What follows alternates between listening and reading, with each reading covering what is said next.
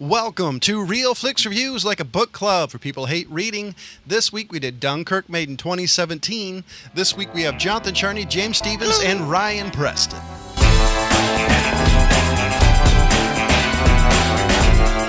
Here's the description for Dunkirk. Allied soldiers from Belgium, the British Empire, and France are surrounded by the German army and evacuated during a fierce battle in World War II. So I was only able to see part of it because my life right now is absolutely insane. Yeah. What? So from the parts I saw, I give it a 5. From the Okay. parts I did see, I gotta say, queuing up like that on a beachhead in the middle of a battle Jesus. zone is Yeah. insane. Oh yeah, I And take it to the British; they naturally queue. I think it's instinctual at this yeah, it was point. pretty interesting. Yeah, I want to jump into this a little bit. I don't know if you guys noticed there were no opening credits. I noticed this. I thought it was actually really I like cool. that. I thought it was really nice how they did that. The other thing I want to throw out real fast before we really dive into this too much is I really enjoyed basically the lack of music and soundtracks to this. Yeah. Hans Zimmerman, Right. if you don't know the name, you're an idiot. Did the soundtrack for this one, and it was very fitting. I thought it was perfect for the entire film. It was really well done on that aspect. I'm giving this one a straight 5 out of 5 as well. I do dig movies that don't have soundtracks because it really puts you, it unnerves you and you don't really realize it. Oh, yeah. No Country for Old Men, the reason why that movie was kind of weird for like halfway through the movie is you realized, wait a minute, there's no music, there's no build-up, it's just flat. I actually really kind of like that. Well, Hans Zimmerman did the same thing in the opening sequence of The Dark Knight, where the Joker is robbing the bank, and how they did that entire scene, and how he just basically had like kind of like a string type thing going on to build up the tension and to heighten the awareness of it. And that's basically what he did through this entire film. And I dig I that. enjoyed it. Ryan? Yeah, I will absolutely agree with you on the score. Hans Zimmer's a fucking master, He is. but he's done 1,000 things. I mean, really, like every popular movie in the Close to last 500. 25 years probably. 76. But the way in That's movies spirit. you obviously can't feel what the person is feeling. Oh yeah. So you kind of get you to that place, and Hans Zimmer again is the master at that. Sometimes music is overused, and it's like, okay, obviously you're trying to push me in a particular direction here. But the way that this one was done was very subtle, don't even really notice it. You know, Yeah. So what what- you do notice though is the absolute silence of some of those scenes. So Oh, what, yeah. what's your rating, Ryan? Okay, so this is going to be the weird part. 3.5 is really the most I can go on this one. It is a good movie, especially technically speaking. It looked unbelievably amazing. It was a very pretty movie. Yeah. Very pretty movie, but also very disjointed. Like I think I knew one guy's name in this movie. Yeah. See, the way I actually, You know, like the Yeah, way go on. I took it didn't. So the way I took it, and I've seen a couple other films like that, it seemed like you weren't necessarily supposed to, and this is kind of out of left field, maybe not know individuals, but just kind of get a sense of the situation. I mean, kind of like opposite Right. I of, mean, this is. kind of like the opposite of Behind Enemy Lines with Owen Wilson. Oh, no. Well, look, Mr. Crack it's Nose. definitely the opposite of. This is the opposite of Pearl Harbor. Okay, where we wanted love to story? see. We wanted to see Okay, everything love story. but that fucking love story.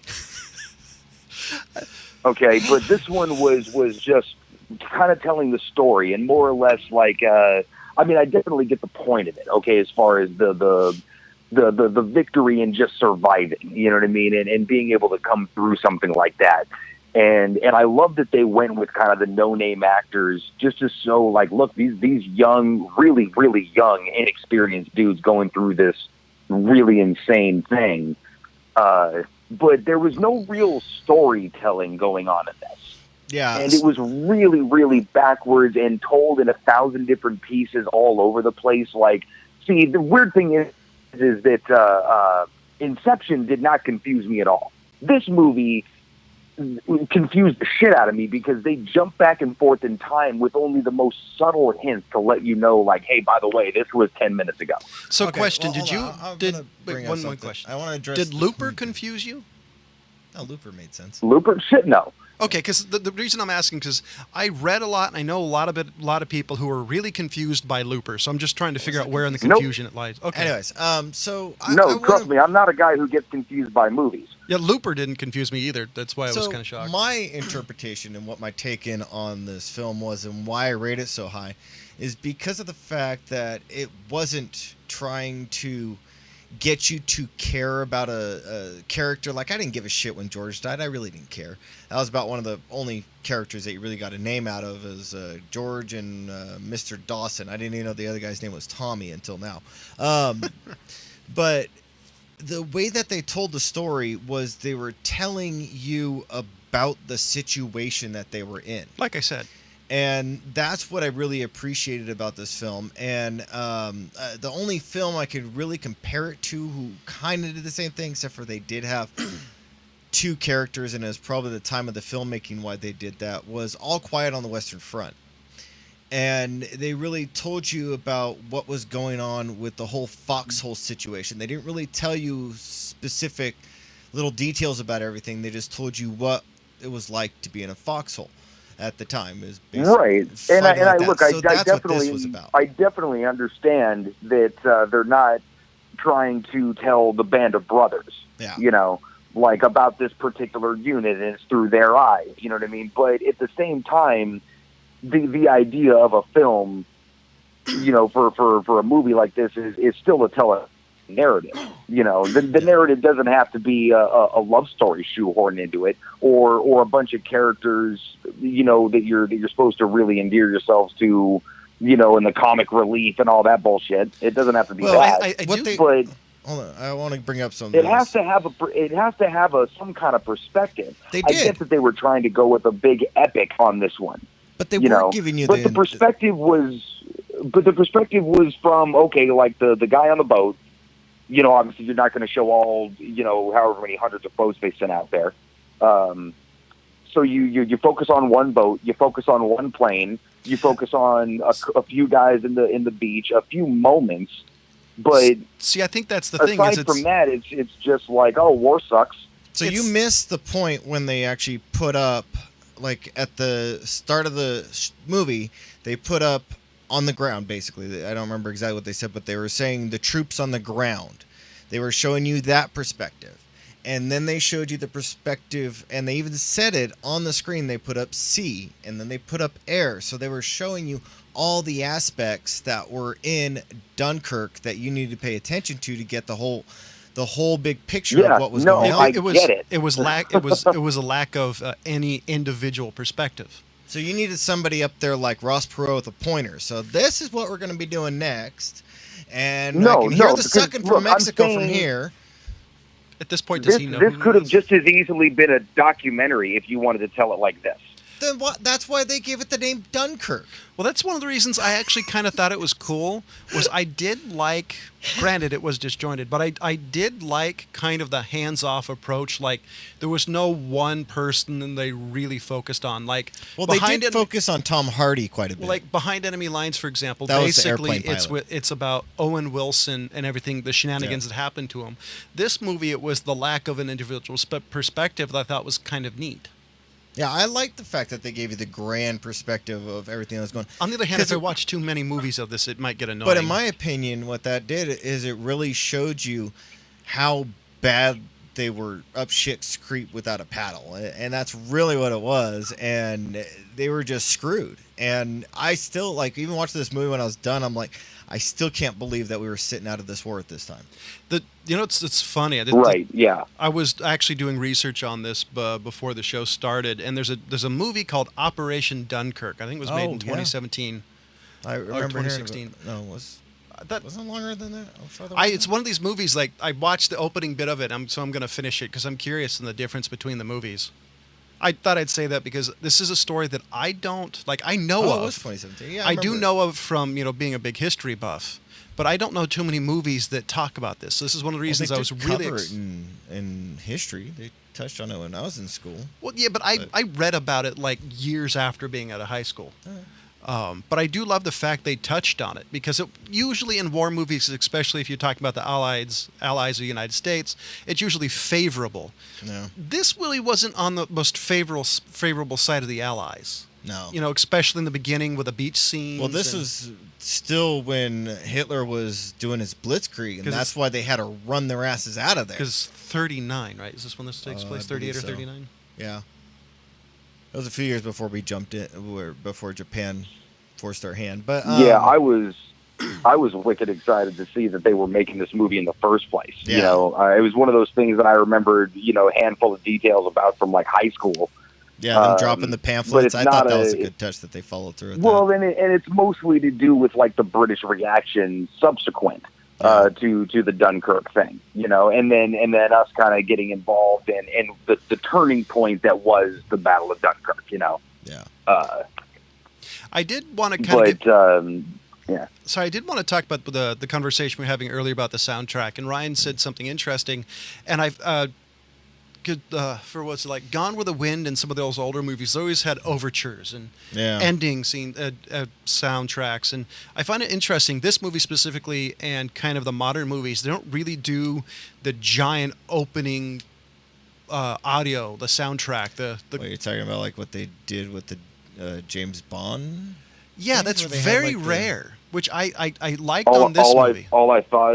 All I thought, James, was he rode a blazing saddle. That's my favorite one, yeah. So I do really like the fact that they're getting away from that. I mean, they don't do it in movies. I think they should, but I like the more subtle soundtracks and the subtle build-up. I don't think we're gonna see something like this happen on a regular basis off of this. You don't? No, I don't think. I would love. I would love to see more war movies like this.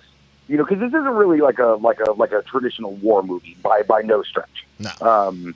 It's more to do with like a legitimate take of just like look, this is a very important thing, you know, in a very important time in history in World War II that we're trying to tell you the story of, you know, and I definitely would like to see it. I'd like to see the bridge gapped or the gap bridged a little bit more.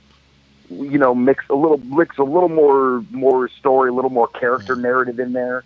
I kind of like the docudrama, the kind of the hands-off approach to doing a war movie. I like that because it's so kind of refreshing versus like Saving Private Ryan, The Thin Blue Line, or Red Line.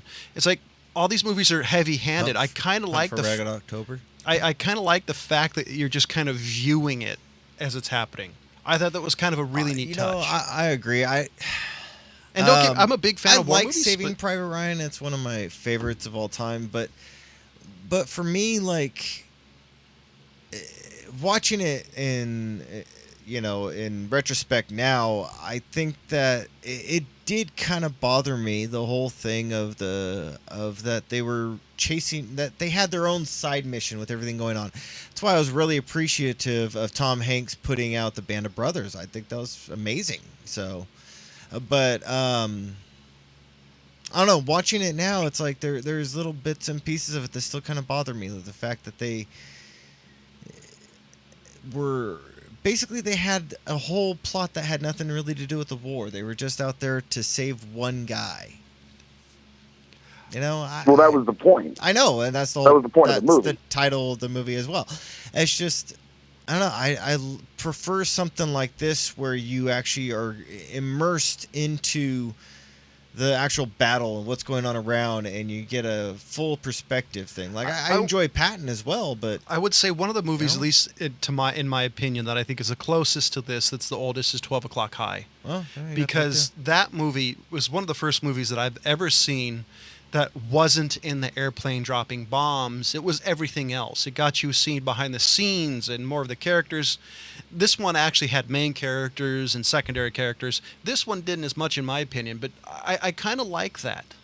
Well, I mean, you got another one that comes to mind that's kind of like the Saving Private Ryan thing, and I do enjoy it, as a Dirty Dozen as well. That's another one where it's like they kind of had their own little kind of play game going on during a very serious time of war. And I do like the Dirty Dozen, don't get me wrong, but it's just something like that. It's like you just kind of, it's like the background is the war in those. So I'm sticking with my 5 out of 5, at least the half I actually saw. James? I wanted to bring this up too. The thing that really sold it for me were the airplane battles. How they did that is the most gritty I've ever seen. I'll tell you why I'm disappointed. James, with the air battles. The movie wasn't entirely about those air battles. Yeah, I agree. Like give me an hour and a half worth of that shit, and I know. That was the most legit dogfighting that I've ever seen in a movie, let alone World War II. You know? I mean, that was really well done. I love the fact that they had sections where, he's pulling up, trying to get his thing up on, and I love the fact he didn't hold the trigger down. That was so awesome. He was conserving ammo, people. Well, that's what they actually did. They did small bursts. But basically you look at like Top Gun or other ones, and they're just no. Well, I don't know about Top Gun, but World War II military aircraft, you would actually melt the barrel. You'd actually have some technical issues if you just held down the trigger. But and then there was sections, and this goes back to what I was saying with Hans Zimmerman, is you have sections where he's trying to get up on there, and you kind of hear a little bit of string in the background, and then like he kind of goes quiet, and everything goes quiet, and you just hear the sound of the engine, the wind gust, and just that as he's trying to focus in on his target. Those were amazing. See, I would say this is because of like David Attenborough and some of the better documentaries that have come out the last couple of years, the nature documentaries, because it's kind of like what this had the feeling of. Like the scenes that needed music had music. The scenes that didn't. And traditionally, like especially in the 80s, the quiet scenes would have had some really annoying audio soundtrack, or it would have driven me nuts. I want to bring up one more point. I'm sure Ryan's going to love this section too. How badass was it that Tom Hardy came back in the plane gliding and took out that bomber? Dude, like that just all like Russian night witches style, engine killed and coasted by like a ghost plane. Yeah, that was so badass, guys. I mean, and that was something that they actually did in World War II. That was documented, that there were multiple pilots who either ran out of gas or they stalled their engine and kept fighting. Well, I'm trying to remember if it was World War I or World War II. I feel like it was World War I, where the night witches. It was an all women squadron. Yeah. They would literally go in for late night bombing runs. They'd kill their engines about a mile and a half out, coast in, drop bombs, float out about another mile, and then kick the engines back. I think it was World War Scared the shit out of everybody. If I remember correctly, both sides had in World War II had unpowered planes in one form or another, whether it was recon or stuff like that. The Germans were big proponents of that. So it was stuff that actually happened. Yeah. And anyways, with that being said, Ryan, you said you're going to stick with your 8. I'm sticking with my 5 as well. Ryan, you sticking with your 3.5? I am. I mean, really, just because I like the movie. I really do. It's to me, it's not perfect by any stretch. I love that he went with film and not digital. It gave it a real old school gritty look to it. I love that. But just all over the place with how the story was cut together, really, is what was distracting as fuck. I have a feeling it was really distracting. I have a feeling that's going to be the major drawback of this movie for years to come, is the fact that it's kind of all over the place. Storytelling is different. Yeah, because it's one of the major complaints people have. It's very non. Like with, for example, it's very non-linear, you know. Or with the J.R.R. Tolkien's books, for example, that still even today is the major complaint of his storytelling style. I like that. I remember that was the first. Well, his fucking problem was he would explain like the way that everything looks for about 25 minutes. Yeah. That didn't actually bother me. But so, ladies and gentlemen, really? Oh my God, dude! I didn't need all the descriptions of all that shit after a while. Ladies and gentlemen, read the Silmarillion? Ladies and gentlemen, we do have a Facebook page. Go to facebook.com/RealFlixReviews. You can also catch us on iTunes, Podbean, Stitcher, and more. Those poor more bastards. I don't know. I kind of liked it, and that's also how Peter Jackson made 6 films out of it, was by all the fucking descriptions. Yeah, just out of The Hobbit. God damn. Yes. Jeez Louise. So- Throw some more CGI up your butt. Ron Howard gets desperate, goes dangerous on Han Solo set. Are you guys even remotely interested? The only reason I bring that up is it's Ron Howard doing a Star Wars movie. I mean, I've always been a big Ron Howard fan. James is shaking his head. I like Opie, but yeah, I'm not excited to see Ronnie Howard try to do something with that. I just kind of like done with Star Wars for a bit. I mean, we just take a step back. Oh, it's back going to be real Star Wars stuff. Oh, well, the House of Mouse owns it. You're going to get a new Star Wars movie every 2 years until the day you die. Yeah, you're going to have have the same releases over and over every 20 years. And you're going to have characters that you don't remember in the first one because they're an ancillary character in a bar in the first movie in a 3-second scene. So do you think they're going to get Elton John to start doing songs for them? So Ryan, I'd like to see Elton John's take on the Cantinas. Are you excited at all about the Han Solo or any of the new Star Wars movies? I mean, I am. I'll tell you what. I'm kind. Oh, look. They've got my money forever. Okay, let's get that out of the way. I'm kind of with James though. Like okay, now we're just going to be, sort of inundated with Star Wars stuff, and it's always a double-edged sword when your childhood starts to get sold back to you. Oh yeah.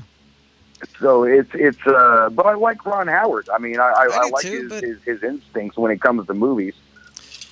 Maybe except for the Da Vinci fucking Code. I agree with you though. I mean, I'm gonna see it regardless.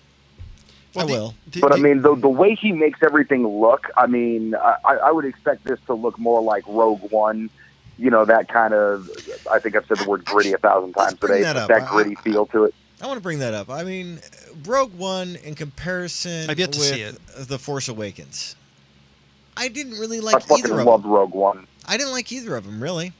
See, my biggest problem with 7 was the fact it was basically the same exact movie as the first one, except with different characters. The storytelling, I found it annoying, but on the other hand, actually no, I don't think there's a person on the planet who hasn't seen Star Wars in one form or another. I didn't think you actually had to redo the story. I understand why you would, but at this point, doesn't everybody own a copy of at least the first 3 Star Wars movies? Basically, I have 2 well, of dude, them. I mean, like, look, it's the same fucking universe telling the story just after the third one, or sort of far after the third one. But I mean, how much fucking different do you expect it to be? I get with people's gripe about like, okay, there was a lot of little throwback things to filming styles or to simple things. Actually, my biggest a little bit of member berries going on. But aside from that, I mean, you're still telling a Star Wars story. Well, my biggest problem is she's basically Luke Skywalker. That was the reason it bugged me the most, was how they did the storytelling. I was just more bothered by her. Stop holding my hand. There has to be a fucking Luke Skywalker character. Oh yeah, I just wish they had done it differently than introduce her character the same way they introduced Mark Hamill. I mean, it's a little bit different, but it's pretty much the same thing. But I understand why. Yeah, but it bugs me. But again, I mean, like little throwback things I get, but it's still about just like the individual people. I mean, that are affecting the larger universe. The one person who has the most to do with the Rebel Alliance. That was Luke. Started out as a little farm kid and then turned out to be, their greatest pilot and Jedi Master and all these things.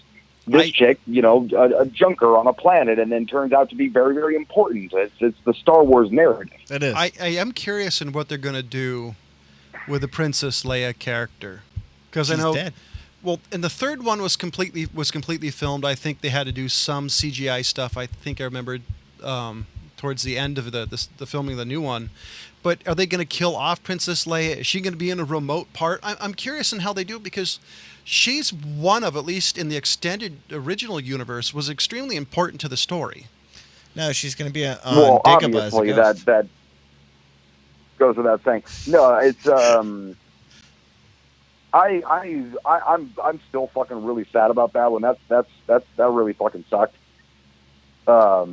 Carrie Fisher? I don't know how they're going to do it. I think they're going to do it as just simply as respectfully as possible to Carrie Fisher and to the Star Wars universe. Because I keep like I don't think they're going to cast her. I don't think they're going to do a CGI version of her throughout the whole thing. I don't know how much of it they've already filmed, what kind of stock footage they have that they might try to cobble together. That might be a route. Who knows? See, my only thought is personally, I think they should just let her go. But storyline wise, I hope they do something. You have to explain it. Yeah. So I mean, are they going to have her So somebody's going to have to explain where or why she's gone or where she is. Yeah, I mean, is there enough stock footage where they could have her pop up on a screen and say, "I'm I'm away here, blah blah blah blah blah blah." I don't know. I'm really bummed about Carrie Fisher just because she's such an important part of my childhood, story wise. That I think I don't want to make it sound like I'm all bummed out because it's going to ruin the Star Wars story. Like that's kind of secondary to just like she was kind of an awesome person. Well, I mean, if she's not in them, then I'm not going to have a craving for Cinnabons. Jeez. What, too soon? A little. So what do you guys think that the new It has been? I haven't seen this week's box office, but has been, at least for the last 3 weeks to a month, has been pretty much the king of the box office. Well, I watched it and it's deserved. Yeah, really? Is it that good? I watched it too. I enjoyed it better than the original one.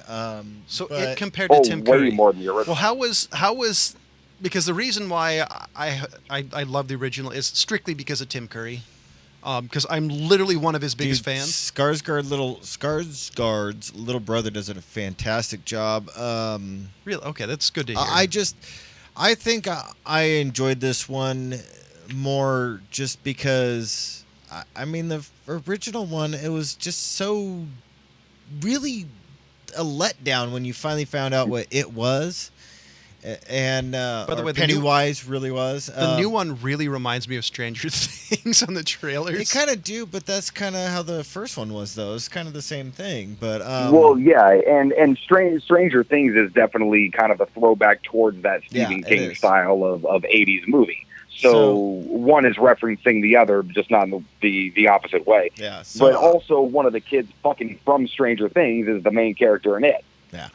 So or one of them. I enjoyed it. I thought it was really well done. And I'm really looking forward to the next one. I think what happened is the fact that all the kids that watched the one that was made in '84, kind of got over their fear of clowns now. So they're more looking at it as this is kind of nostalgia of the crap that scared the shit out of me when I was 4. I still know a few people who don't like clowns because of it, and they're adults. Well, yeah, I'm just saying, that most of them, I didn't say all of them. There's quite a few of them that finally got over their fear of clowns. You're welcome, Ryan. Have any of you guys seen Mother, the new Jennifer Lawrence movie? Oh no, the Jennifer Lawrence. No. That movie apparently. So this one's curious because apparently she's polarizing. Because I've heard, it was an amazing movie. To this movie sucked more than Geely. So. Ooh, damn. So I was wondering if any of you guys saw it because I'm not going to see it. I'm not a big Jennifer Lawrence fan. Compared it to Jiggly? Yeah. Damn, that's messed up. So I'm kind of wondering if you guys saw it or not. No, I haven't seen. She's kind of on my nerves. I just think she should be. I think she should kind of stick with superhero films. I really don't think she does well in these other ones. She did announce I guess she's taken a little bit of a break from acting, which I know. She's been nonstop acting for a while, so it's not surprising. And she was kind of like honestly, she's like the new Megan Fox type thing. Honestly, I didn't really think she did all that good on the X-Men. I mean, that's terrible to fucking try to compare her to Megan Fox. She's actually an amazing I wasn't saying actress. her acting. I was just saying like she was basically the heartthrob of a lot of guys for a while. Well, look, I mean, I got a crush on her. She's your hot. chance when you got it, man. Yeah, but I don't think you gotta make that money while you can. I mean, somebody wants to offer you a shit ton of roles, you're gonna do it. Yeah, I think she's made good choices. Apparently, I was one of the 4 people that liked Passengers. I haven't watched Passengers. See, I still don't really think she's found the movie genre that really fits her acting style. I didn't really like her as Mystique. I disagree entirely. I liked her as Mystique. Yeah, I didn't like the getup of her. It may Mystique, though. it may like be the way they fact did that I don't really like Mystique, so I don't really have anything invested in the character. I mean, she did okay. I thought she was a little one-dimensional, but I liked Mystique. She was a pretty badass character. I thought she did She has some of okay the best in powers. was it Catching Fire? What are those movies are called? The Hunger Games. Yeah, I thought she did okay in the Hunger Games considering what it was. Okay. All right. I mean, it's not the best acting in the right, world, that's but it's not, the movie wasn't written well, and the dialogue was horrible. You know, What's up? out of all the movies that she's been in lately, and he's going to be like, I liked her in Hunger Games. Yeah, Well, I considering like that Hunger was the Games, movie honestly. that really made her popular, I thought it's only kind of fair. I don't think she would have been round as much if it wasn't for the Hunger Games, because I think Probably, that's Well- what brought her attention to Hollywood, in my opinion. I Yeah, didn't like Hunger obviously, Games. but then she started doing the X-Men and Silver Linings Playbook, American Hustle. I mean, she's done a lot of shit since Hunger Games. Yeah, she's a very versatile actress, but I don't know. She's I always thought she was kind of flat in her acting in a good portion of her movies. Silver Like, Lining what's Playbooks, her I thought she name? did pretty good, though. the bitch that got replaced in the Dark Knight series. Who the hell was that? Was it Maggie Gyllenhaal? No. Oh, no, she was the one that replaced her. Yeah, It was Oh. Katie Holmes. Kate Hudson. Katie Holmes. Thank you. Katie Yeah, Holmes, she's not a- Kate Hudson. She's a horrible actress. I So, don't. I mean, I do have and she's the one that I would say is like one-dimensional and really doesn't have any acting abilities. Just See, I've always had a theory when it comes to actor and actresses that some actor actresses, their ability and their acting style really fits only certain genres. Like, was it Christopher Lambert, the guy from the Highlander series? He's really yeah. only good in a very limited, in my humble opinion, movie style. Like Michael Ironside is really good in certain movies. Some actors have the ability to act outside of that limitation, in my opinion. One of the reasons Well, you've never dude, seen Steven they're- Seagal out and in a serious role, because the dude couldn't act his way out of a wet paper bag. all of his roles are supposed Yeah, to be but serious. most actors, are. aside from your Steven Seagals and shit, are actors. Their job is to become different people. Yeah, but I don't. So I'm not surprised when an actor can do two completely different roles. Yeah, Well, but I mean, if we're gonna really throw that out there, we got to bring in like Dolph Lundgren is another one that really never adventured outside of the action genre. You got Jean-Claude Van Damme who did the same thing, and then if we want to go to the female sides, you got who the frig is that stupid bitch? Amanda Bynes. She stuck with those specific roles. I don't know You if I'd got, consider Amanda Bynes, because I don't know if she was around she- long enough when she was an adult. I think being a child Amanda actor is different. Bynes. How the fuck are we talking about actors and then Amanda Bynes comes up? One-dimensional actors and actresses. But she was a child actor. I'm not. I She give was a a crap. Disney star. I don't give a crap. She's No, stuck she was a in stupid Nickelodeon shit. star, wasn't she? I think you're actually right. With Whatever. Nickelodeon. Who gives Anyways, a whatever. shit? That's what I'm saying. Is like you don't really give a shit about these guys. You want to see people who jump out of their genres and try different things. I mean, that's why I had such great respect for Robin Williams, because he went all over the place and nailed practically every role he was ever given. I personally, Except for toys. Let's not talk I about think that. Robin Williams is rare in that regard. I don't think all actors and actresses have the ability to do that as well as he did. We got Willem Dafoe. He can jump around on a bunch of different roles. As long as the roles are creepy. And as long as we stay away from the Spider-Mans. Well, I'll tell you who my pick is for the sleeper guy who can do all kinds of different shit. Fucking John C. Reilly. Huh. I was John gonna C. say Christoph Reilly Waltz is as well. quietly one of the. Well, no, but I'm saying somebody like Robin Williams who can actually pull off that kind of comedy, that incredibly funny, quick-witted kind of comedy, but then also do shit like Magnolia, Gangs of New York. Awakenings. Recently he was in King Kong. Watch the 1980s, or it's either late 80s or early 90s, the movie Awakenings was the first movie I ever saw him in that was serious. It'll blow your mind. Well, I was gonna throw out. You got Kristen Bale as well. I mean, he's a very versatile actor. I mean, he has Yeah, a but straight I'm slapstick sorry, I was comedy like Robin thinking- Williams, though. That's the thing is to me the singular character of like Robin Williams. A lot of people can pull off the drama stuff. Drama's easy. Comedy's fucking hard. Yeah. I think to do drama well is hard. I mean, Kristen Bale's funniest role is freaking American Psycho. That really Right. is his goofy play on a guy. So I mean, that's Right. And it's not that I did that Do you like, because do you of your like post. Huey Lewis in the news? Yeah, that's what I was just gonna say. It wasn't because I saw the post that I brought him up. Yeah, I mean, so you got Robert Downey Jr. There's another versatile guy. Yeah, Robert Downey Jr. is a dude who can do anything he wants ever. Yeah. I actually think I think he's improved over the Oh, yeah, definitely once he improved got over clean, the years, yeah. but I think he's always been good at doing that. See, this is why I think it's rare. I mean, I think everybody has the ability to play any type of genre. I just think to do it well, I think every actor really has his own niche. Him or her has their own niche and what genre they do like well. Well, And speaking of you've always actors, struck me as the Kristen Bale. type of person who sees an actor in a particular type of role and then never wants to see him in another type of role ever. It depends on the actor, but normally no. I'll usually watch anybody in anything. If I really like the movie and I really like that character, it is hard sometimes to see him or her outside of that role. But if the story's good enough, it doesn't bother me. Yeah. Anyways, But it took a long time for me not to see Brendan Fraser as Encino Man. I just still wish I had never watched Monkey Bone. So, ladies and gentlemen, next week is my pick, and I decided to do an interesting movie. It's a British sci-fi horror made in the 50s, and on DVD it's really hard to find. It's called X the Unknown.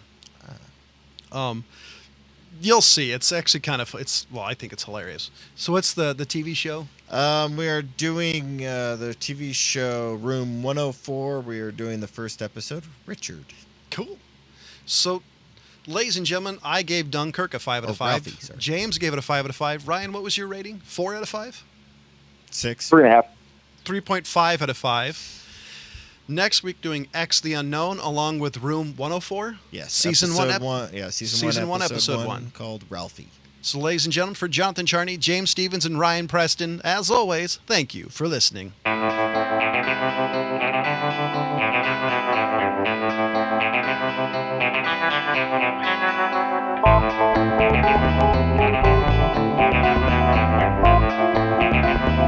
Thank you.